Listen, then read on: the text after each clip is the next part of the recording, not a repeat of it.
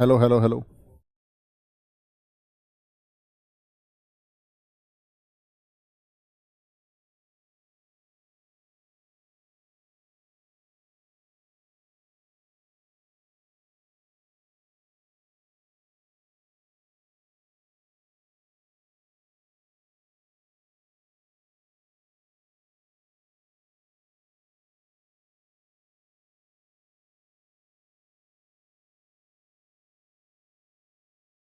Live कर दूं?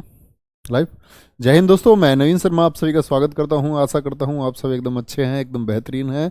तो दोस्तों, हम लोग तीन तीन दिन के बाद मिल रहे हैं। आप तो कैसा फील कर रहे हैं? आप सब एकदम ठीक हैं, एकदम बढ़िया हैं, एकदम मज़े में हैं? एक बार बता दो आप सब कैसे हैं। चलो भाई, कमेंट सेक्शन लगा दो रजनीश। बहुत बहुत शानदार भाई, बहुत बहुत स्वागत है। पूजा गौतम, शिवा मिश्रा, पिंकी यादव, मोहित कुमार, मनीष कुमार, ज्योति ठाकुर, तरन्नुम कुमार, विपिन कुमार, बच्चे बहुत मन से क्लास को करते हुए, बहुत अच्छे से आगे बढ़ते हुए एक अच्छी सी क्लास की शुरुआत करते हैं। तो हम लोग पिछली क्लासेस में पढ़ रहे थे अकबर के बारे में, और अकबर के बारे में आप लोग जान चुके हैं सारी महत्वपूर्ण बातें जो आपकी परीक्षा के लिए महत्वपूर्ण है। ठीक है। 1556 से 1605 तक अकबर का शासन रहा, सबसे बड़ा शासन है। सबसे मुगल काल का सबसे लंबा शासन पूछे किसका है? सबसे लंबा शासन अकबर का है। सबसे लंबा शासनकाल किसका रहा? अकबर का रहा। सबसे लंबा शासनकाल, ठीक है, किसका रहा है? अकबर का रहा है। मृत्यु कब हुई इसकी? 1605 में मृत्यु हुई। 1605 में अकबर की मृत्यु हुई थी। और मृत्यु कैसे हुई थी इसकी? अतिसार की वजह से। डायरिया हो गया था इसको, दस्त जिसको कहते हैं हम लोग, पेचिस कहते हैं, अतिसार की वजह से। ठीक है भैया, बड़ी दिक्कत हुई होगी बुढ़ापे में। अतिसार की वजह से मृत्यु हो गई। और अकबर के बारे में एक फैक्ट क्या था कि भारत में जो वॉल पेंटिंग शुरू हुई है, आजकल आप दीवारों को करवाते हो ना, इधर इधर उधर उल्टी सीधी पुताई, लाल पीली नीली। चलो भाई, तो क्या बोलेंगे? भित्ति चित्रकारी को सबसे ज्यादा जो बढ़ावा मिला, भित्ति चित्रकारी को, भित्ति मतलब दीवार को बोलते हैं, भित्ति वॉल को, भित्ति चित्रकारी को सबसे ज्यादा बढ़ावा, बहुत क्वेश्चन पूछा गया है, सबसे ज्यादा बढ़ावा किसके समय मिला? बढ़ावा किसके समय पर मिला? सबसे ज्यादा बढ़ावा मिला किसके समय पर मिला? अकबर के समय पर। तो अकबर के बारे में आप सबने देखा कि अकबर ने किस तरह राजपूतों तक अपना साम्राज्य फैलाया, राजस्थान गुजरात तक इसने किस तरह मजबूती से जोड़ा। लेकिन दरअसल में जितना मजबूत शासनकाल औरंगजेब का रहा, यही जो मजबूती है धीरे धीरे बिखरती चली जाएगी। ठीक है, एकदम से नहीं बिखरेगी। कारण होंगे कि जैसे इनके कंट्रोल से जो राजपूत लोग हैं ये बाहर होते चले जाएंगे धीरे धीरे धीरे धीरे। दक्षिण में बहुत सारे अपने आप को स्वतंत्र कर लेंगे। बीच में ये लोग अभियान करेंगे, दक्कन अभियान, जिसमें सफल भी होंगे। और दक्षिण के अभियानों में सबसे ज़्यादा कारगर होगा औरंगजेब, है ना। तो ये सारी चीज़ें हमको समझनी है बहुत आराम से। इत्र भी पढ़ाना सर? अच्छा, इत्र भी पढ़ाएंगे भैया, क्यों नहीं पढ़ाएंगे इत्र। तो आज का टॉपिक हमारा शुरू होता है कहाँ से? जहांगीर से। अकबर के बाद गद्दी पर कौन बैठता है? जहांगीर बैठता है। और जहांगीर का शासनकाल कमेंट सेक्शन में बताओ कितने वर्षों का शासनकाल रहा जहांगीर का? 1605 से लेकर के 1627 तक रहा। ठीक है, बचपन का नाम क्या है इसके? इसके बचपन का नाम है सलीम। और किसकी फरियाद से ये पैदा हुआ था? मैंने बताया ना, अकबर नंगे पैर जाता था। बचपन का, सॉरी, बचपन का नाम लिख लो पहले। बचपन का नाम क्या है इसके का? बचपन का नाम है सलीम।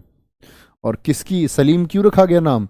किसके नाम पर? शेख सलीम चिश्ती के नाम पर रखा गया है ना। किसकी याद में? शेख सलीम चिश्ती के याद में, जब अकबर ने मन्नतें मांगी कि मेरा बेटा होना चाहिए, और उसका ये बेटा हुआ। क्या नाम है? जहांगीर नाम है। चलो भाई, राज्याभिषेक इसका कब हुआ? 1605 में हुआ। ठीक है, इसके आगे की बात करते हैं। इस जहांगीर के जो माता है, जहांगीर की माता, तो जहांगीर की माता कौन होगी? अकबर की पत्नी। तो कौन थी वो पत्नी? तो मरियम उज़्मानी। क्या बोलते हैं उसको? मरियम उज़्मानी, यानी आमेर की जोधाबाई। इसकी माता कौन थी? जोधाबाई। कहाँ की जोधाबाई? आमेर की। याद रख लेना, दो जोधाबाई मैंने आपको बताई थी। एक जो आपकी दूसरी कहाँ से संबंध रखती थी जोधाबाई, जिसका नाम जगत गोसाई है, उदयपुर से, है ना, कभी नहीं भूलना है। तो इनकी माता है, क्या नाम है माता का, इनकी माता का नाम जोधाबाई है इसकी का, और जोधाबाई कहाँ की, आमेर की जो राणा भारमल थे, वो सारी बातें मैंने आपको बता दी। ठीक है भैया, चलो भाई, जहांगीर के पुत्र कौन कौन थे, जहांगीर के पुत्र कौन कौन थे, तो इसके पुत्र हैं, एक तो खुसरो है, खुसरो, ठीक है, मानबाई का बेटा। अब कमेंट सेक्शन में बताओ मानबाई कौन है, मैंने बताई थी आपको मानबाई, मानबाई का बेटा है, याद है मानबाई या नहीं है याद? मैंने बोला था कि जो भगवान दास है, भगवान दास की पुत्री का नाम तो था क्या आपका, भगवान दास की पुत्री का नाम है जोधाबाई, लेकिन भगवान दास की जो बेटे की, क्या बोलोगे, तो क्या नाम है उसका, भगवान दास की पुत्री का क्या नाम था, मानबाई, तो मानबाई का पुत्र है खुसरो। ठीक है, एक है इसका पुत्र खुर्रम, खुर्रम, और खुर्रम किसका पुत्र होगा, तो खुर्रम पुत्र होगा ये जगत गोसाई का पुत्र, जगत गोसाई का पुत्र, जगत गोसाई या जोधाबाई, ये जगत गोसाई या जगत जोधाबाई कहाँ की है, ये है आपकी भैया उदयपुर की।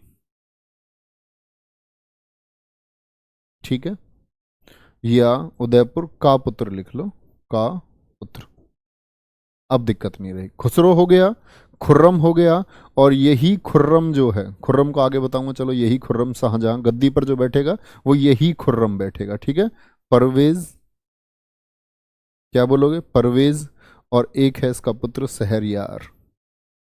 तो कितने पुत्र हैं, चार पुत्र हैं, कौन कौन है चार पुत्र, चारों के नाम बताओगे, खुसरो हो गया, खुर्रम हो गया, शहरयार हो गया, और चौथे पुत्र का नाम हो गया परवेज। बहुत बढ़िया, यहां तक कोई दिक्कत, कोई भी दिक्कत नहीं है। चलो भाई, चार बेटे हैं, माता का नाम पता चल गया, इसके पिता का नाम आपको पता चल गया, पिता का नाम आप जानते ही हो भैया। अब बात आती है 1606 की, मोस्ट इंपोर्टेंट ईयर, जहांगीर के शासनकाल का 1606। 1606 में खुसरो ने विद्रोह किया, खुसरो ने विद्रोह कर दिया। देखा, एक ही साल हुआ है अभी कुल जहांगीर को बैठे हुए गद्दी पर, जहांगीर कौन सी कसर का था, जहांगीर ने भी तो किया था विद्रोह अकबर के खिलाफ। मैंने आपको बताया था अकबर के खिलाफ जब उसने विद्रोह किया तो जोधाबाई, भाई ये जो इसका पिता है ये जहांगीर, जहांगीर के खिलाफ ही तो विद्रोह हुआ, बेटे ने किया, जहांगीर ने भी तो किया था अकबर के खिलाफ, टिट फॉर टैट की बात हो गई। जहांगीर ने अकबर के खिलाफ किया, इधर अकबर की पत्नी थी जोधाबाई, बड़ी रोई। जोधाबाई ने कहा, जब अकबर ने तलवार निकाली, तिलक लगा करके जाता था युद्ध पर, मैंने बताया आपको, जोधाबाई ने तिलक किया कि क्या पुत्र को ही मार दोगे, बोला पागल तू क्यों रोती है, इस युद्ध में एक चीज बचेगी, या तो पुत्र बचेगा या तेरा पति बचेगा। इसने भी विद्रोह किया था, और उसी तरह की चीज फिर सामने आई, किसके इतिहास में ये चीज सामने आई, खुद जहांगीर के, कि उसके पुत्र ने विद्रोह कर दिया। और ये विद्रोह कब किया, गद्दी पर बैठने के अगले ही वर्ष। याद रख लेना, इसमें खुसरो की मदद, इसमें खुसरो की मदद दो दीवानों ने की थी। खुसरो की मदद एक तो लाहौर का दीवान था,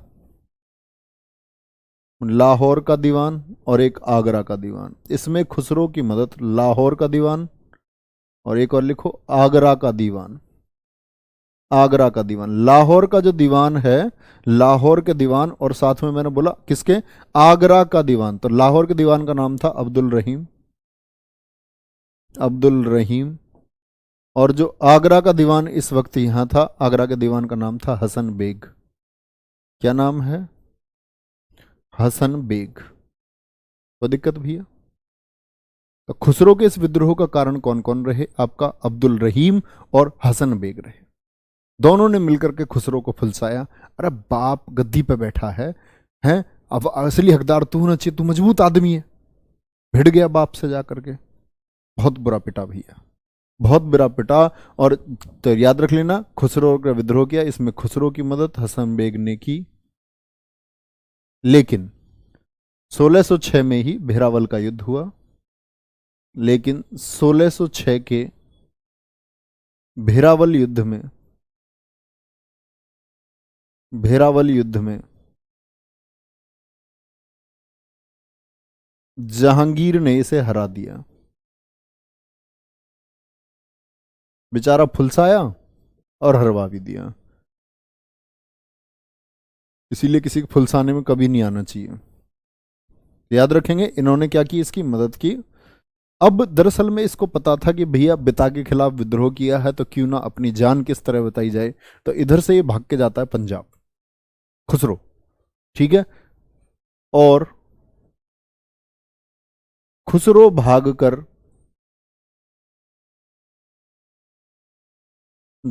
कर सिखों के पांचवे गुरु, कौन है? सिखों के पांचवे गुरु अर्जुन देव, क्या नाम था भैया? अर्जुन देव के यहां शरण लेता है। अर्जुन देव के यहां शरण लेता है,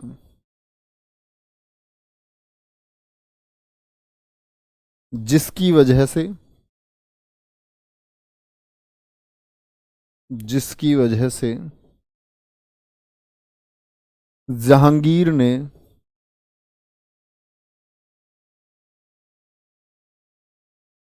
अर्जुन देव की हत्या कराई थी।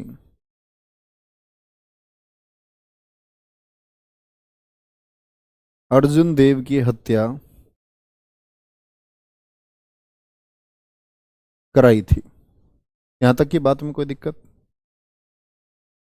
इसके बाद खुसरो ने एक पत्र लिखा अपने पिता के नाम पर कि मैं माफी मांगता हूं, ठीक है, आज के बाद ऐसा विद्रोह नहीं होगा। तो पिता ने पुत्र को तो माफ कर दिया, लेकिन जिसने पनाह दी, जिसके पास मदद गया था, तो ये तो अत्याचार हुआ। और सिखों के पांचवें गुरु अर्जुन देव को क्या कर दिया इसने? मौत के घाट उतरवा दिया था, इनकी हत्या करवा दी थी। तो बहुत क्वेश्चन पूछा जाता, सिखों के पांचवें गुरु अर्जुन देव की हत्या किसने करवाई थी? किसने करवाई थी? जहांगीर ने। क्यों करवाई थी आज आप रीजन समझ चुके होंगे। खुसरो ने ये क्यों किया? क्योंकि गद्दी की लालसा थी। कब किया? अगले ही साल किया। कौन कौन इसके साथ थे? आपका अब्दुल रहीम और हसन बेग थे, ठीक है, लाहौर से और आगरा से। तो ये बात कभी मत भूलना। एक इंपॉर्टेंट है जहांगीर का 1611 में, 1611 में क्या नाम बोल सकते हैं इसको? अच्छा सा नाम क्या दे सकते हैं? मेहरुन्निसा, मेहरुन्निसा से शादी की।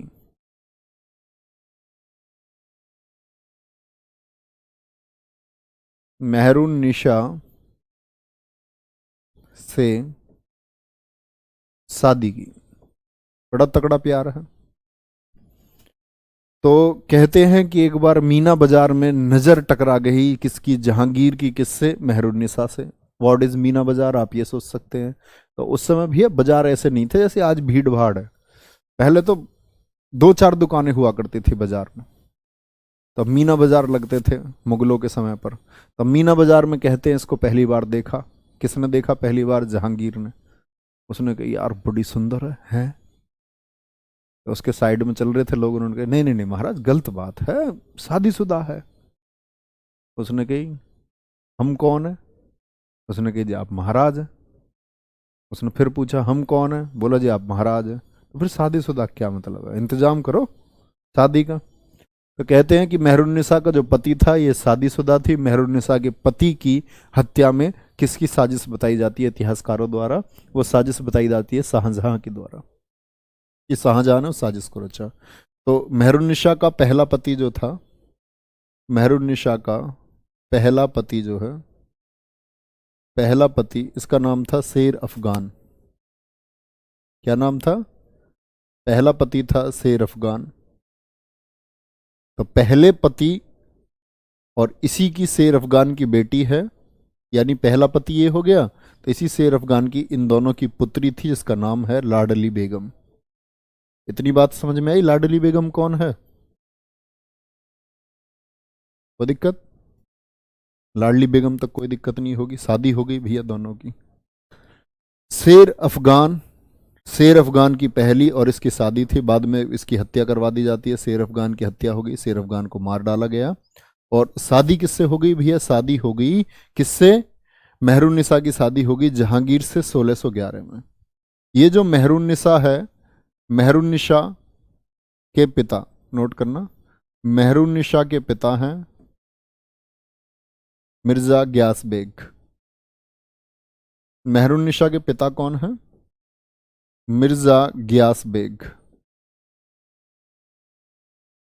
ग्यास बेग को भी कोई दिक्कत नहीं है भैया, दिल्ली की गद्दी पर जो बैठा हुआ है जहांगीर, उसकी घरवाली बनने जा रही है बेटी, कोई दिक्कत नहीं। हो गई शादी तो मेहरुन्निसा की शादी, और इसके पिता मिर्जा ग्यास बेग क्यों इंपॉर्टेंट है कि जी ये ग्यास बेग है, इसी को जाना जाता है एतमुद्दौला के नाम से, तो याद रख लेना। ग्यास बेग को ऐसे लिखना, ग्यास बेग को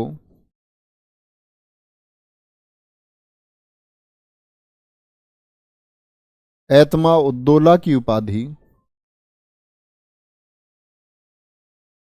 एतमा उद्दौला की उपाधि जहांगीर ने दी। लंबी कहानी है, जहांगीर ने दी। एक बात तो ये, क्या बोला मैंने? मेहरुन्निसा के पिता का नाम है ग्यास बेग, और ग्यास बेग को जो एतमा उद्दौला की उपाधि दी वो किसने दी थी? जहांगीर ने। ससुर बन चुका है। इधर इसका पहला पति है शेर अफगान, और उसकी पुत्री है लाडली बेगम। यहां तक की बात में कोई दिक्कत भैया? तीसरी बात क्या याद करनी है आप लोगों को? मेहरुन्निसा का भाई, मेहरुन्निसा का भाई, इसके भाई का नाम है आसफ खां। आसफ खां यही है जो विद्रोह करवाएगा किसके खिलाफ? जहांगीर के खिलाफ। नाम आएगा आगे तो आपको परिचित रहना होगा। इसका भाई है आसफ खां, और इसके भाई आसफ खां को जो उपाधि दी गई है याद रख लेना, आसफ खां को खान ए सामा की उपाधि मिली। आसफ खां को करीबी उपाधियां थी, खान ए सामा, खान ए सामा की उपाधि, उपाधि जहांगीर ने दी।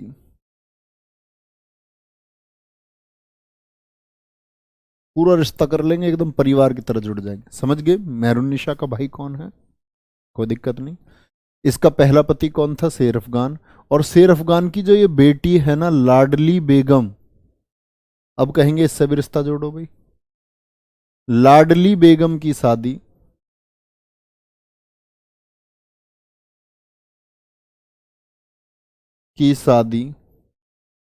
शहरयार के साथ करवाई गई।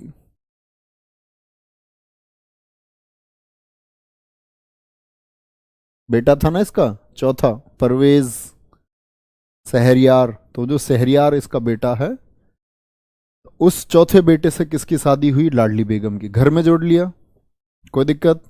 सर जी अकबर को क्यों नहीं पढ़ाया? अकबर पढ़ा देते जहांगीर से पहले। पढ़ाऊंगा बेटा अभी, पहले अंग्रेज पढ़ा दूं, उसके बाद अकबर पढ़ाऊंगा बेटा। मेरे दोस्त, पढ़ाऊंगा अकबर को। भाई यार पगलू, कहाँ रहते हो हैं? कौन सी दुनिया से लाए हो? कोई दिक्कत भी है इतनी बात में थम्स अप करके बताओ। मेहरुन्निसा में कंफ्यूज मत हो जाना बस।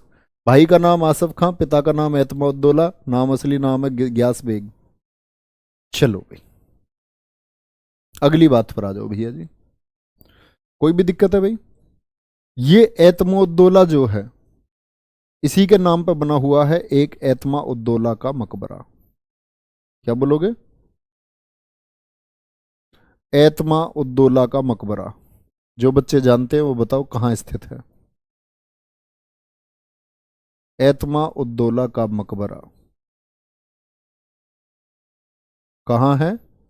आगरा में। किसने बनवाया? मेहरुन्निसा ने बनवाया।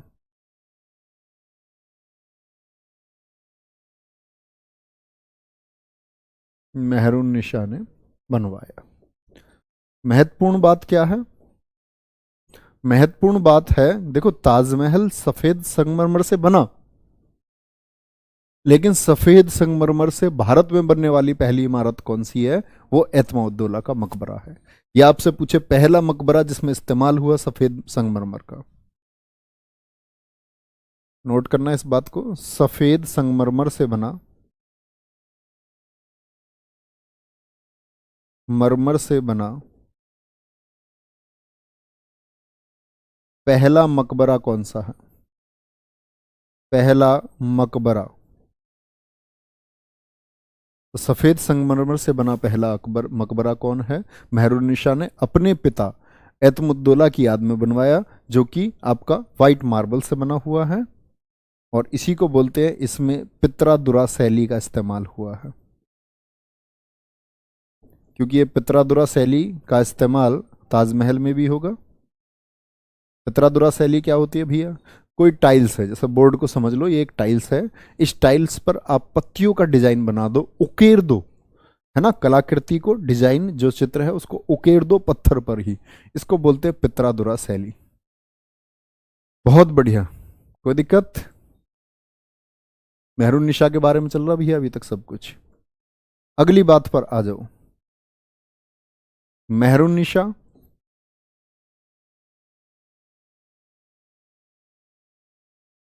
मेहरुन्निसा को नूर ए जहां, नूर जहां कहते हो जिसको आप लोग, नाम क्या है? नूर ए जहां, नूर बोलते प्रकाश, उजाले को, और एक तो नूर ए जहां, मतलब क्या बोला इसको? नूर ए जहां, और साथ में नूर ए महल की उपाधि जहांगीर ने दी।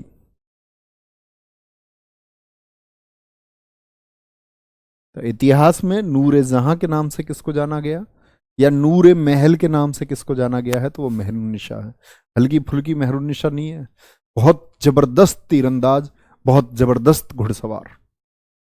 कहते हैं कि जहांगीर के हर अभियान में ये जहांगीर के साथ रही, और इसका कंट्रोल इतना बढ़ गया, जैसे आपको पता है कि गुलाम वंश में हमने एक महिला के बारे में पढ़ा था, रजिया सुल्तान, कुशल शासिका थी।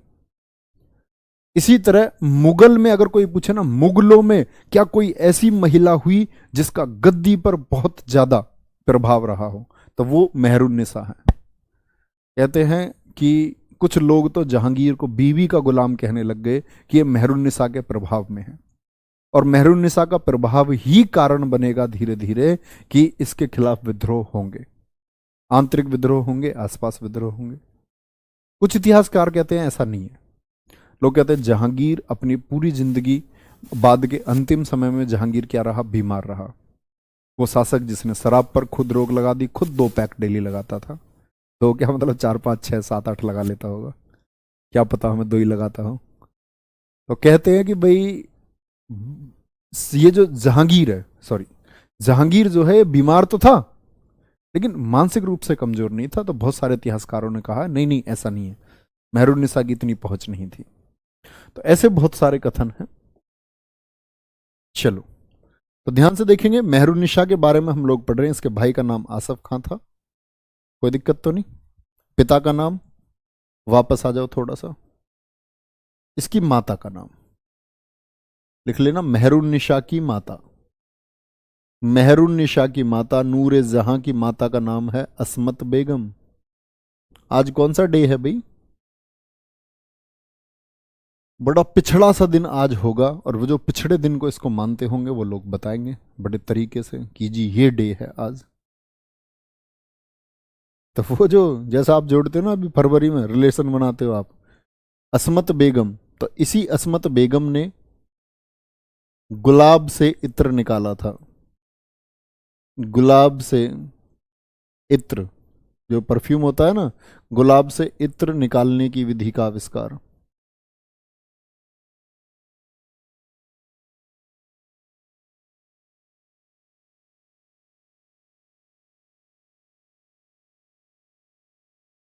तो गुलाब से इत्र निकालने की विधि का आविष्कार किसने किया था?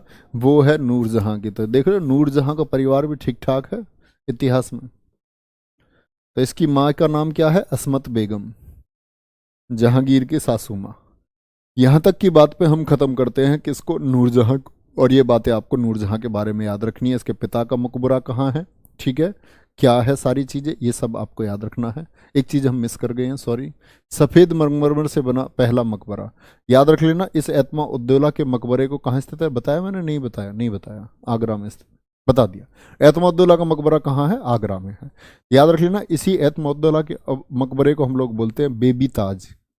बेबी ताज के नाम से किस इमारत को जाना जाता है? बेबी ताज के नाम से किस इमारत को जाना जाता है? एतमा उद्दौला के मकबरे को जाना जाता है। ठीक है भैया, आगे बढ़ेंगे, चलो, बहुत बढ़िया। नेक्स्ट। आज सर जी बकवास डे है। अरे ऐसा क्यों बोल रहे हो? ऐसा क्यों बोल रहे हो? सही दिन है, दिन तो सारे अच्छे होते हैं, दिन क्यों, दिन कैसे बेकार हो सकता है यार? देखो आया निकल के रोसी, लड़का है लड़की है पता नहीं, कह रहा गुलाब दिन है आज। बताओ, इन्हें इन्हें आज ये भी नहीं पता कि आज सोमवार है? आज सोमवार है, बताओ भी किस किस को नहीं पता? हमें तो पता है आज मंडे है, सोमवार है आज। ये पता है, ये कह रहे गुलाब दिन है आज। देखो इनकी बुद्धि। ये घर वालों ने इसलिए पढ़ाए थे कि ये सोमवार को गुलाब डे बताएं। बताओ यार, ऐसी ऐसी एजुकेशन, ऐसी शिक्षा किस काम की? सोमवार है, हमें तो पता है आज का। चलो कोई बात नहीं, it's just a joke, okay. आगे आ जाओ। तो यहां तक कोई दिक्कत भैया? यहां तक कोई परेशानी किसी को नहीं होनी चाहिए। अगर आगे बढ़ूं, 1611 की बात आ गई, तो ये तो हुई इसके परिवार की बात, ठीक है। आगे आ जाओ, न्याय की जंजीर। अब आ जाओ जहांगीर पर वापस। न्याय की जंजीर, अब इस बार जीडी में पूछा गया, जहांगीर ने आगरा में लगवाई। जहांगीर ने, मैंने सारे बताए हैं आपको, याद रख लेना। न्याय का ढोल भी बताया है मैंने आपको, तो उत्तर वही देना है। बताना कमेंट सेक्शन में, न्याय ढोल किसने लगवाया था? न्याय की जंजीर जहांगीर ने आगरा में लगवाई। उससे पहले मैंने इल्तुतमिश भी बताया था आपको। लेकिन सबसे ज्यादा महत्वपूर्ण अगर क्वेश्चन पूछता है तो न्याय की जंजीर हमेशा आंसर होना चाहिए आपका, जहांगीर ने लगवाई थी। किसने लगवाई थी भैया? जहांगीर ने लगवाई थी। कहाँ लगवाई थी? आगरा में। इसको, जंजीर को खींच करके कोई भी जहांगीर से न्याय की मांग कर सकता था। और लोग, जो अमीर लोग थे, जो ये सोचते थे कि जहांगीर जब गद्दी पर आएगा तो वो अकबर की नीतियों में बदलाव करेगा, तो इसका बहुत सम्मान किया था उलेमाओं ने कि ये आकर के अकबर की उन नीतियों को पलट देगा जिसमें अकबर ने सम्मान किया सभी धर्मों का। लेकिन जहांगीर ने ऐसा कुछ नहीं किया।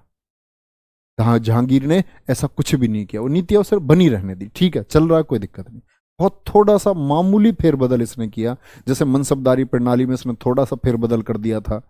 अकबर के समय पर मनसबदारों को 240 रुपए प्रति वर्ष मिलते थे एक घोड़े के लिए, उसने वो राशि 240 रुपए से 200 कर दी, जिसने मनसबदारी प्रथा को बड़ा इम्पैक्ट डाला कि वो लोग मतलब उतने खर्चे में नहीं कवर कर पाए, और वो धीरे धीरे सेना कमजोर होती चली गई। थोड़े थोड़े चेंजेस इसने किए हैं, बहुत ज्यादा परिवर्तन इसने नहीं किया। तो न्याय की जंजीर किसने लगवाई थी? जहांगीर ने लगवाई। यहां तक कोई बात में दिक्कत? अब आ जाते हैं इसके समय से जो क्वेश्चन पूछे जाते हैं। 1609 में 1609 में कैप्टन हॉकिंस, कैप्टन हॉकिंस दरबार में आया। कौन आया दरबार में भैया? Captain Hawkins. कोई दिक्कत इस बात में? दरबार में आता है कैप्टन हॉकिंस। दरअसल में ईस्ट इंडिया कंपनी की स्थापना हो चुकी थी 1600 में, अकबर के समय पर। ईस्ट इंडिया कंपनी की स्थापना के बाद में ये आया। किस लिए आया? ताकि ये भारत में व्यापार कर सके। इनको पता था कि भाई भारत में व्यापार करने के लिए सबसे प्रमुख व्यक्ति कौन है इस समय? सबसे बड़ी ताकत मुगल, मुगल ताकत। और उस मुगल ताकत पर कौन इस समय आपका है? जहांगीर। हॉकिंस को भेजा गया कि कैसे भी जाकर के प्रभावित करो। हॉकिंस आया। हॉकिंस एक अंग्रेज आकर के उर्दू में बात करता है। उर्दू में बात की जहांगीर से। जहांगीर ने कही, अरे अरे यू कैसा आदमी है भाई? अंग्रेज आदमी, सोचो उर्दू बोल रहा है एकदम से, मतलब अतिशयोक्ति वाली बात हो गई। हतप्रभ रह गया एकदम से जहांगीर। उसने बोली, भाई इसे बैठाओ, इसके लिए सिंगल की 2-3 बर्फी लेके आओ। सिंगल सीट पे से, मतलब सिंगल सीट हमारे यहाँ फेमस है थोड़ा, तो इसके लिए मतलब खातिरदारी करी इसकी। हॉकिंस को इंग्लिश खान की उपाधि दी। किसकी? इंग्लिश खान की उपाधि। खान साहब अंग्रेजी बोल रहा है, इंग्लिश खान की उपाधि। ठीक है। और साथ में इसको बनाया था 400 का मनसब, 400 घोड़ों का मनसब, मनसब बनाया। आज अभी है। लेकिन एक कई बार क्वेश्चन आता है, हम लोग कहते हैं 1608 में हॉकिंस इंडिया आया, बिल्कुल ठीक बात है। यहां इस बात पर फोकस रखना, दरबार में आया 1609 में। दरबार कहां लगता था उस समय? फतेहपुर सीकरी, आगरा में। दरबार कहां लगता था? आगरा में। तो आगरा ये 1609 में पहुंचा है। कभी भी पूछ ले हॉकिंस इंडिया कब आया, कोई भी पूछे, बोलना हॉकिंस आया था सबसे पहले सूरत, गुजरात में, और हॉकिंस सूरत आया था 1608 में। 8 में भारत आया है, और दरबार में कब आया? 1609 में। कौन दिक्कत भैया? कौन दिक्कत नहीं होनी चाहिए। 1609 में हॉकिंस दरबार में आता है। किस लिए आया? व्यापार के लिए आया। क्या सफल हो पाया था? नहीं, क्योंकि पुर्तगालियों का बड़ा वर्चस्व था उस समय। पुर्तगाली अंग्रेजों से पहले आकर के कंट्रोल बना चुके थे भारत में। ठीक है।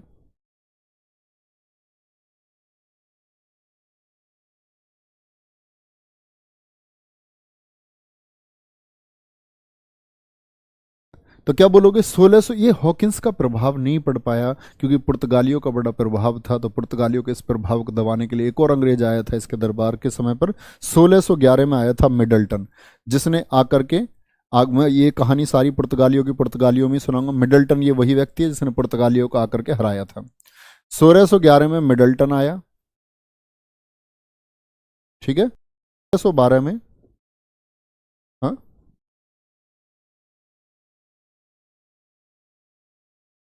जिसकी भी वीडियो रुक रही है, एक बार क्लास को वापस जाओ और फिर से क्लास को चलाओ। आवाज़ एकदम ठीक आने लग जाएगी आप लोगों को। बैक करके वापस आएंगे, एकदम ठीक है। चलो, बहुत बढ़िया। क्या बोलेंगे? बहुत सही आंसर दिया शुभम सिंह जी, वेरी गुड। रोहित, बहुत बढ़िया, गजब। सर जी मनसब क्या? बेटा पिछली क्लास करो, वो इतने अच्छे समझाया। मनसब इस विश्व इतिहास में भी नहीं मिला समझने को, ऐसे समझ लो जा करके। 1612, पॉल कैनिंग। कोई कोई तो ये भी कह सकता आकर के जी अकबर कौन है। Paul Canning. 1612 में एक और अंग्रेज आया, Paul Canning and William Edward. William Edward कब इंडिया में आए? 1612 में आए। फाइनली बाद में एक आता है 1615 में। क्या नाम है उसका? टॉमस रो बोलो या थॉमस रो बोलो, एक ही बात है। थॉमस रो भारत आया। तो इनसे बड़े क्वेश्चन पूछे जाते हैं, वर्षों से भी पूछे जाते हैं। कब आया था? कब आया था?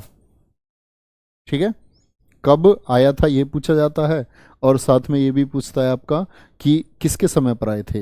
पॉल कैनिंग किसके समय पर आया, मिडल्टन किसके समय पर आया, हॉकिंस किसके समय पर आया। तो ये सारी बातें आपको पता होनी चाहिए। ये लोग वो अंग्रेज जो मुगल दरबार में पहुंचे थे। तो बात चलती रहती है, लेकिन फिर आता है वर्ष आपका 1622, जहांगीर के समय का महत्वपूर्ण वर्ष है 1622।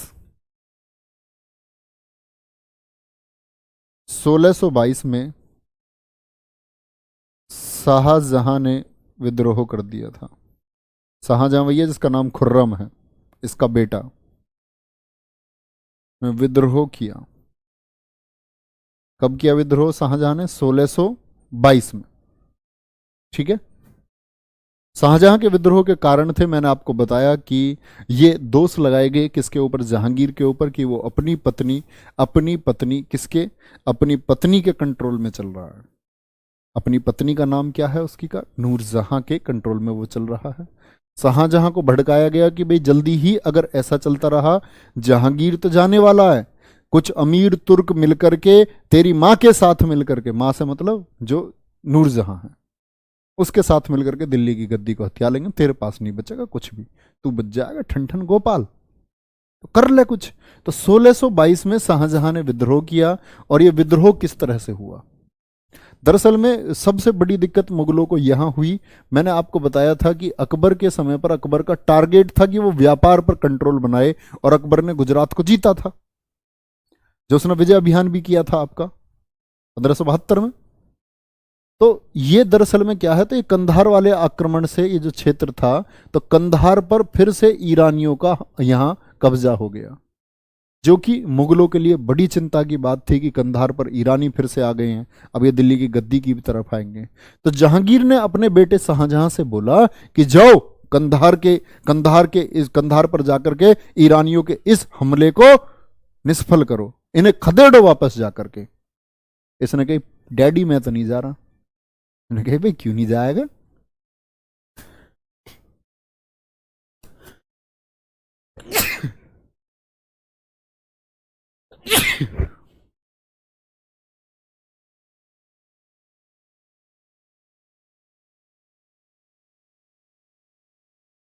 ठीक है, तो ये यहां से आया भैया, ठीक है। तो इसने बोला शाहजहां मैं नहीं जाऊंगा पापा जी।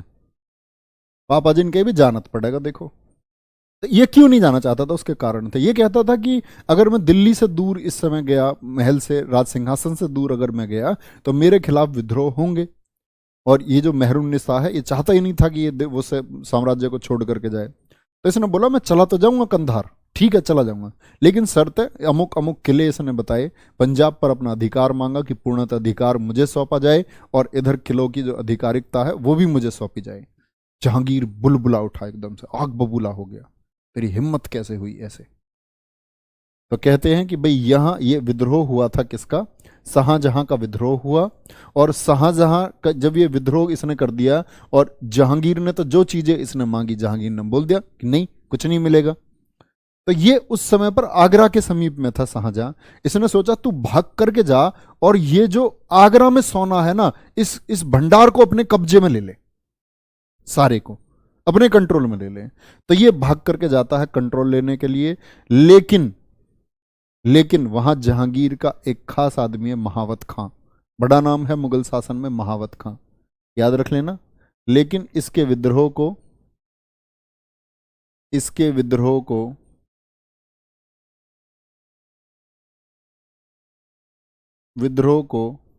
महावत खान ने दबा दिया। क्या नाम है? महावत खां। लेकिन इसके विद्रोह को महावत खां ने दबा दिया, और दबाया ऐसा कि इस शाहजहां को खदेड़ करके दक्षिण छोड़ करके आया। उड़ीसा शरण लेने को मजबूर कर दिया इसने शाहजहां को। शाहजहां भाग गया छोड़ छाड़ करके आगरा को, दक्षिण में उड़ीसा तक पीछा किया इसका, खदेड़ा इसको बहुत दूर तक, जैसे तैसे अपनी जान बचाई शाहजहां ने, भाग गया भैया, मारेगा ये तो, है ना। तो ये महावत खां, यही महावत खां है, दबा दिया। और ये बाद में आएगी बात, ध्यान से रखना। विद्रोह को दबा दिया, लेकिन फिर से वही बात हुई क्षमा पत्र वाली। क्षमा पत्र भेजा गया किसके द्वारा? शाहजहां के द्वारा अपने पुत्र जहांगीर को। कहता पापा जी फिर से नहीं करूंगा गलती। पापा जी ने सोचा यार लड़का तो अपना ही है, कोई दिक्कत नहीं है, माफ कर दो। लेकिन माफीनामे में क्या हुआ? दबा दिया गया। लिखेंगे हैं, लिख लेना अपनी कॉपी में, लिखो क्या लिखोगे? शाहजहां ने क्षमा पत्र लिखा और माफी मांगी। कुछ दिनों के बाद में तो माफ कर दिया, और माफी के बदले में क्या किया? लिख ही लो आप इसे एक तरफ बना के। शाहजहां ने जहांगीर से माफी मांगी, क्षमा पत्र लिखा, और अपने दो बेटों दारा सिकोह और औरंगजेब को जहांगीर की कैद में भेज दिया। ठीक है, अपने दो बेटों को कैद में भेज देता है, कोई दिक्कत नहीं, इस तरह ये माफ कर देता है। ठीक है बेटे तो हैं ही, अब तो ठीक चलेगा भाई, विद्रोह नहीं होना चाहिए दोबारा। शाहजहां विद्रोह नहीं, बोलो पापा जी नहीं करूं। चलो जी पोते तुम्हारे पास है, गर्दन काट देना विद्रोह कर दो तो। महावत खां का भैया बड़ा नाम है मुगल में, यही महावत खां है, इसके बारे में भी लिखना। महावत खां ने 1626 में जहांगीर को कैद कर लिया था इसने, झेलम नदी के पास में जहांगीर को बंदी बना लिया था। इसकी भी लालसा थी, बड़ा मजबूत था, बना लिया था, समझ रहे हो। जहांगीर सम्राट को ही बंदी बना लिया था महावत खां ने। बहुत बहुत सारे बच्चे पहली बार सुन रहे होंगे। तो जब इसने बंदी बना लिया, कहते हैं कि जब ये इसको बंदी, ये चाहता था कि मेहरुन्निसा को भी बंदी बनाए। मेहरुन्निसा झेलम पार कर गई, वो तो अच्छी घुड़सवार। ये फंस गया बेचारा जहांगीर, जहांगीर नशेड़ी। ठीक है, तो फिर क्या होता है, वापस आती है, आत्मसमर्पण करती है मेहरुन्निसा की, नहीं मेरे पति फंस गए हैं, वापस आती है, इसके साथ रहती है। लेकिन वहां कहते हैं कि रातों रात मेहरुन्निसा ने चाल चली और जो अमीर महावत खान की तरफ थे उनको अपने फेवर में कर लिया। और यही खबर रातों रात महावत खां को भी पता चल गई कि बेटा तू मारा जाएगा, अमीर फिर से फेवर में हो चुके हैं मेहरुन्निसा की वजह से। भाग गया छोड़ करके, और भाग के छोड़ के पता कहां गया, शाहजहां के पास, दक्षिण में। बड़ी बात है, समझ गए छोटी सी बात को। बात तो बहुत बड़ी है, लेकिन छोटे शब्दों में बता रहा हूं आपको। यहां तक की बात में कोई दिक्कत नहीं होनी चाहिए। कोई दिक्कत है भैया, यहां याद रख लेना, 1627 में जहांगीर की मौत शराब पीने की वजह से हुई थी। यही वो आदमी है, जहांगीर की मृत्यु शराब की वजह से, शराब की वजह से, ठीक है, शराब पीने की वजह से इसकी मौत हो गई। मकबरा कहाँ है इसका, लाहौर में। मकबरा है इसका लाहौर में। सबसे बड़ी बात है कि शराब पीने की वजह से मौत हुई। और लेकिन आपसे कोई पूछे, देखो रोक तो अकबर ने भी लगाई थी शराब पर, इसने क्या क्या किया था, तंबाकू की खेती पर रोक लगाई थी, तंबाकू पर रोक, कौमा शराब पर रोक, जहांगीर ने लगाई थी। तंबाकू पर रोक, शराब पर रोक किसने लगाई थी, जहांगीर ने लगाई थी। ये बात आपको पता होनी चाहिए। खुद को पीना बंद नहीं किया। तंबाकू के बारे में मैं पुर्तगालियों को पढ़ाऊंगा तो बताऊंगा। पुर्तगालियों में बर्नेल नाम का आदमी अकबर के दरबार में आता है, पहली बार अकबर को बताता है वो तंबाकू के बारे में। अकबर खुद तंबाकू का स्वाद चखता है। तो तंबाकू की खेती के लिए जो परमिशन दी थी वो पुर्तगालियों द्वारा आई थी, लेकिन खेती के लिए परमिशन अकबर ने दी थी। उसी तंबाकू पर रोक किसने लगा दी थी, जहांगीर ने लगा दी थी। ठीक है भैया जी, यहां तक कोई दिक्कत। बहुत बढ़िया सर जी, लू लगने से हुई भैया, लू लगने से अकबर मरा, मेरे लाल ये नहीं मरा। इसकी मौत शराब पीने की वजह से हुई है। हैं, तुम भी लेते थे क्या इसके साथ में 2-2 पैक, संजना शुक्ला? है तुम्हें इतना कैसे पता है? ऐसा तो नहीं हुआ 2 पैक लेके इसके 10 थोगे हों बाद में? तुम्हें ज्यादा गहरी बात पता, कह रहे जी लू लगने से बच्चा, वो अकबर था। चलो भाई, 1627 में जहांगीर की मृत्यु हो जाती है, मकबरा याद रख लेना। अब आती है बात जहांगीर की आत्मकथा। जहांगीर की आत्मकथा अपने बाबा के नक्शे कदम पर चलता है। दादा का नाम क्या था इसके का, जिसने लिखी थी तुजुक ए बाबरी, इसने लिखी तुजुक ए जहांगीरी। तुजुक ए जहांगीरी, तुजुक ए जहांगीरी। किस भाषा में लिखी जी, फारसी भाषा में। किस भाषा में लिखी, फारसी में लिखी। लेकिन लिख रहा था, पूरा नहीं कर पाया था। याद रख लेना, इस तुजुक ए जहांगीरी को किसने पूरा किया था, पूरा करने का जो क्रेडिट जाएगा, पूरा करने का जो श्रेय जाता है, पूरा करने का श्रेय जाता है इसका, तुजुक ए जहांगीरी का मोतबिंद खां को। किसको जाता है, मोतबिंद खां को जाता है। यहां तक की बात में कोई दिक्कत भी है? चलो आगे है, जहांगीर के समय को, जहांगीर के समय को, अभी नहीं ये लिखो पहले, जहांगीर के समय लाहौर मस्जिद किसने बनवाई है, लाहौर मस्जिद, शालीमार गार्डन जो कश्मीर में स्थित है, शालीमार गार्डन का निर्माण हुआ।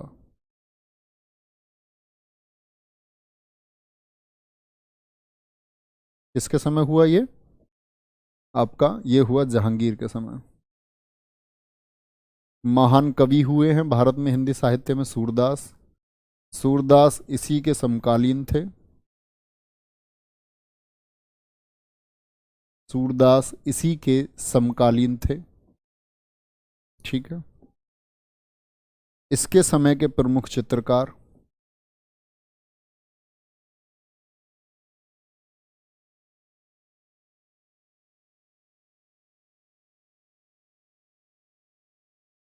इसके समय पर बड़े प्रमुख चित्रकार हुए कहते हैं फारूक बेग जैसे चित्रकार। ठीक है। जहांगीर खुद भी इंटरेस्ट लेता था चित्रकला में, कहता था मुझे किसी चित्र की उंगली दिखा दो, मैं ये बता दूंगा किस पेंटर ने बनाई है। अरे पागल, ऐसा कैसे हो जाएगा। फेंकता था मतलब ज्यादा। इसके समय के जो प्रमुख चित्रकार हैं उन चित्रकारों में नाम आता है, आपका याद रख लेना, बिशन दास का, दौलत खां का, बिशन दास, दौलत खां, फारूक बेग, बहुत महत्वपूर्ण है, फारूक बेग, ये महत्वपूर्ण इनके चित्रकार हैं। लेकिन एक चित्रकार का नाम आता है दसवंत का। किसका? दसवंत। दसवंत याद रख लेना, ये अकबर के समय का चित्रकार है। दसवंत जो चित्रकार था ये किसके समय था? दसवंत चित्रकार था अकबर के समय। कभी सोचो चित्रकार पूछ ले तो जहांगीर के समय होंगे, नहीं, अकबर के समय का प्रमुख चित्रकार है वो भी। तो इसके समय के प्रमुख चित्रकार थे बिशन दास, दौलत खां, फारूक बेग। तो बड़े बड़े चित्रकार हुए, बड़े बड़े आदिल शाह जैसे राजाओं के चित्र, राजाओं के चित्र, साम्राज्यों के चित्र बनने लगे। इसी वजह से जो जहांगीर के समय को चित्रकला का स्वर्ण युग कहा गया। तो किसके समय को चित्रकला का स्वर्ण युग कहते हैं?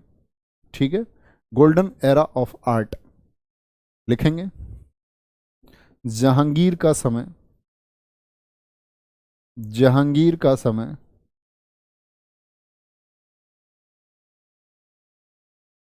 चित्रकला का स्वर्णकाल कहलाता है।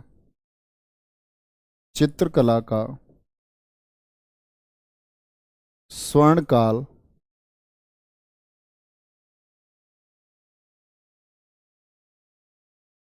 कहलाता है। कोई दिक्कत भी है? ये मेरे पेपर में पूछा गया था। चलो, कोई भी दिक्कत नहीं है बच्चा, उपाधि में कोई कोई अंतर नहीं है, कोई अंतर नहीं है। जहांगीर का समय चित्रकला का स्वर्णकाल कहलाता है, ये बात आपको पता होनी चाहिए। इतनी बातों के अलावा आपको कुछ भी पढ़ने की जरूरत नहीं है। किसमें? जहांगीर में। इसके बाद में, जहांगीर के बाद में कौन शासन पर आया? तो 1626 में तो उसने कैद कर लिया, छोड़ के भाग गया, आपका शाहजहां से मिल गया जाकर के दक्षिण में। तो गद्दी पर कौन आएगा? कमेंट सेक्शन में फटाफट से बताएंगे सभी लोग। चलो, बड़ा अनारकली वनारकली नहीं पढ़ा था मैं, जहां से क्वेश्चन आएंगे वही पूछा जाता है। चलो, अनारकली एक डांसर थी।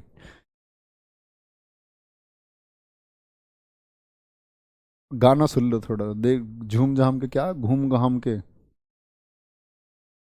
सलीम की गली अनारकली डिस्को चली, तो सलीम से संबंध है उसका। झूम झाम के अपने सलीम की गली अनारकली डिस्को चली। वो एक नृत्यांगना थी, ठीक है, डांस करती थी इसके सलीम के दरबार में। आगे आ जाओ। अनारकली कौन थी? न्याय की जंजीर किसने लगवाई? बता दिया भैया। चलो, बहुत बढ़िया। अनारकली, ऐसा बहुत इंटरेस्ट लेते हो, कली, अनारकली, फूल, गुलाब, इनमें बहुत इंटरेस्ट है। जहांगीर में भी इंटरेस्ट ले लो बेचारे में थोड़ा सा, है। बाद में कौन आया था भैया? शाहजहां। कौन आया गद्दी पर? शाहजहां। शाहजहां। शाहजहां 1627 से लेकर के 1658।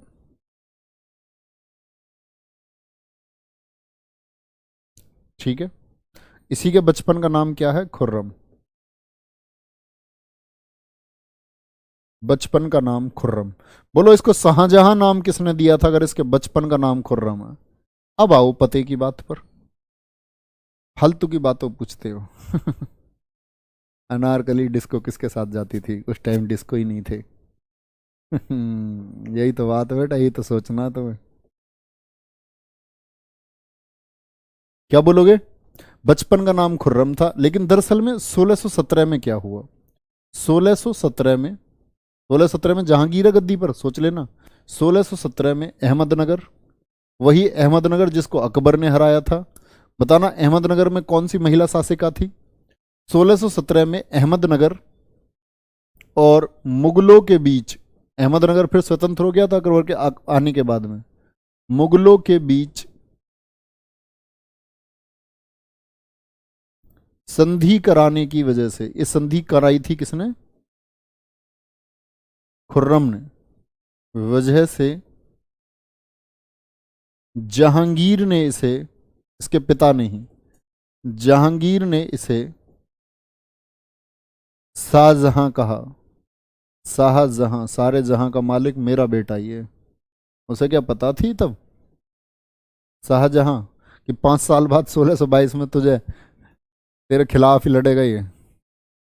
मेवाड़ नहीं बच्चे, संधि कामयाब होने की वजह से 1617 में अहमदनगर और मुगलों के बीच जो संधि कामयाब हो पाई।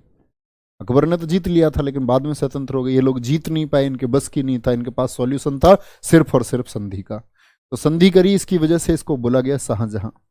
माता कौन थी शाहजहां की? जगत गोसाई या जोधाबाई। उदयपुर वाली हैं ये, आमेर वाली जोधाबाई मत समझना इनको। जोधाबाई, 2 जोधाबाई हैं इतिहास में, ये बहुत अच्छे से बताया है आपको, कभी गड़बड़ मत करना। माता है, इसी की पत्नी का नाम है अर्जुमंद बानो बेगम। बहुत पूछा जाता है अर्जुमंद बानो बेगम के नाम से किसको जाना गया है? अर्जुमंद बानो बेगम कौन है? ये है शाहजहां की पत्नी, और इसी को हम जानेंगे इतिहास में मुमताज महल, जो ताजमहल ले जाएगी। मुमताज महल, ये वो जिसने घर बिगाड़े बहुत सारे, है ना? बताई थी ना मैंने तुम्हें प्रैक्टिस सेट में भी। बेचारे लड़कों पे, लड़के बेचारे 100 रुपए जेब में, सच्चा प्यार दिल से करना चाह रहे हैं, है? लड़की कह रही है कि हमें तो ताजमहल बनवाओ। अरे कहां से लाए हम इतनी ईंट, तुम ही बताओ। भैया ईंट बहुत महंगी हो रही है इस टाइम। ये तो राजा थे, अपने पत्थर ढुआ लिए कहीं से, हाथी घोड़े गधा लगा दिए इन्होंने ढोने के लिए, मजदूरों से कह दिया हमसे तो लेबर पैसे लेगी ना, तो हम कहां से बनवा दे ताजमहल, इतना ईंट रोड़ा पत्थर कहां से लाए? तो बेचारे लड़के मारे गए इनके चक्कर में बहुत सारे। एक साइड में है, दूसरा वाला आया, उसने कहा हम बनवाएंगे ताजमहल। पहला वाला बेचारा सच्चा था, उसने ये कही कि वो मैं नहीं बनवा पाऊंगा दीदी जी ताजमहल, आप जाओ। दूसरा वाले ने कही हम बनवाएंगे, उसने सोची यही है मेरा तो असली वाला जो ताजमहल बनवाएगा मेरे लिए, ले ले ताजमहल। पत्नी अर्जुमंद बानो बेगम, उसी को हम मुमताज महल के नाम से जानते हैं, ठीक है? शाहजहां के पुत्र, लिखना शाहजहां के पुत्र। पुत्र कौन कौन से हैं इसके? दारा सिकोह, जिसके लिए बड़ा विद्वान शासक होगा।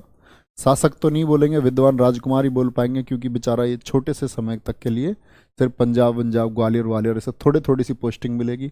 सबसे विद्वान था, और शाहजहां हमेशा सोचेगा कि उसका बेटा दारा सिकोह गद्दी पर आना चाहिए। शाह सूजा, शाह सूजा, ठीक है? और एक है औरंगजेब, सबसे नालायक होगा औरंगजेब। औरंगजेब औरंगजेब मुराद बख्श। आप ये सोच रहे होंगे एक बात को कि जी 4 भाई तो इसके भी थे शाहजहां के, इसके 4 भाई कहाँ गए? शराब पी के मर गए भैया वो। शाहजहां को तो गद्दी पर खुला बैठने का मौका मिला था, ऐसा समझो। शराब पी के ढेर हो गए थे इसके सारे भाई। तो ये शाहजहां के 4 पुत्र हैं। दारा सिकोह सबसे योग्य होगा, लेकिन इधर एक नालायक औरंगजेब होगा जो अपने भाइयों के लिए और अपने पिता को भी कैद कर लेगा, अपने पिता को भी कैद कर लेगा। और पहला शासक होगा ये शाहजहां जो अपने पुत्र के द्वारा कैद किया जाएगा गद्दी पर। औरंगजेब और ये मुराद दोनों मिल जाएंगे। और ये दारा सिकोह जो उपनिषदों का 52 उपनिषदों को पढ़ेगा, सीरे अकबर जैसे ग्रंथ लिखेगा, सबसे बड़ा रहस्य लिखेगा, ज्ञान की तरफ दुनिया को ले जाना चाहेगा, लेकिन ये लोग इसको अधर्मी बता करके कि ये धर्म के विरुद्ध है, इसको हरा देंगे।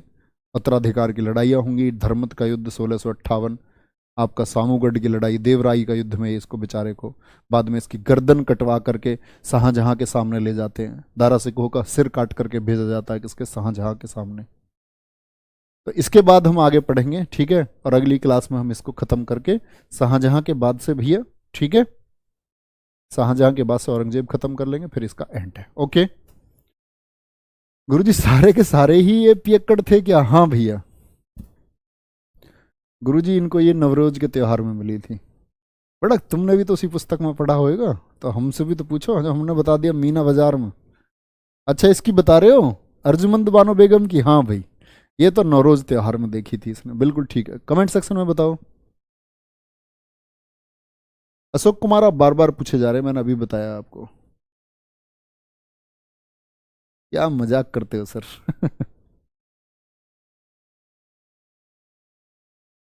आवाज दबाने के लिए, हट हट।